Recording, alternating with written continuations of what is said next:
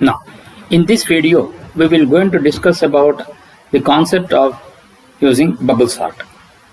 The process of arranging the given elements so that they are in ascending or descending order is called sorting. For example, consider the unsorted elements like 10, 50, 25, 20, 15. After sorting them in the ascending order, so you're going to get 10, 15, 20, 25 and 50. So after sorting them in descending order, 50, 25, 20, 15 and 10. So design how to sort the elements in using bubble sort. So how to do that? First point is identify parameters to function. So that means we need to identify what are all the unsorted elements.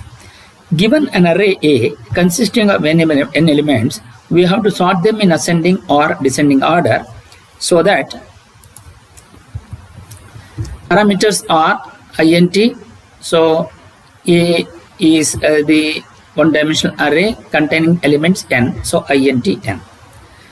So our intention is only to sort the numbers, so hence we are not returning any value, so return type is void. Designing body of the function. In this technique, two successive items a1 and ai plus ai plus ai and ai plus 1 are exchanged whenever ai is greater than or equal to ai plus 1. So what does it mean? So here, if you are considering this, so here first we need to arrange it in order. So first it will consider ai, so that means this is a0, a1, a2, a3 and a4. So ai is a0, is a1, I plus 1. So it will, is ai is greater than ai plus 1? No, because 10 is not greater than 50. So it won't take, or it will not exchange. Then again it goes for the second element. So that means comparing element between 1 and 2 now. So a1 is greater than a2, yes, then exchange between these two, like that. So 25 will come here, 50 will go there. Is 50 is greater than, that is a2 is greater than a3, yes. So exchange between these two. 20 will come here, 25 will go there. Is 25 is greater than this, that means a3 is greater than a4, yes. So 50 will come here, 15 will come here. So this is how the sorting will go, the arrangement of sorting will going to take place in the ascending order. So that is the meaning of saying that it is whenever a is greater than or equal to ai plus 1. Now we will going to consider the elements shown below as 50, 40, 30, 20 and 10. So these are the elements. So 50, 40, 30, 20, 10. So first a0 is 50, a1 is 40, a2 is 30, a3 is 20, a4 is 10. So first it will just give an array is this. So it will going to check between the, that is ai plus ai is greater than or equal to ai plus 1. That means initially it takes the value of I is equal to 0. So once it takes the value of I is equal to 0, so that means a0 is 50, a1 is I plus 1. So naturally 0 plus 1 a1 becomes. So is 50 is greater than or equal to 40? Yes. Then exchange between these two. So then what happens? So 50 will come here and 40 will go to the top. So that's what. 40 will go to the top, 50 will come here. The rest of the items will going to be same after the first iteration. Then again, it checks between. So a1, ai becomes a1, 1 plus 1 becomes 2. So because I plus 1 is 50 is greater than 30? Yes. So exchange between these two. So that means 30 will go to the top, 50 will come to the bottom. So here 50 will be here, 30, 40 and 20, 10. Then what happens? ai is greater than or equal to ai plus 1. So here 2 is greater than a2 is greater than a3. That means 50 is greater than 20, greater than or equal to 20. Yes. So then exchange between these two. So then what happens? 50 will come down, 20 will go to the top. So 40, 30, 20, 50 and 10. Then a3 is I becomes 3 and I plus 1 becomes 4. So a3 is greater than or equal to 10. Yes, that means greater than or equal to a4. That means 50 is greater than 10. Yes, then exchange between these two. Then what happens? 10 will go to the top and 50 will go to the down. So 40, 30, 20, 10, 50. So this is after the first pass. Then it comes again. checks between A0 to A1. Is 40 is greater than 30? Yes.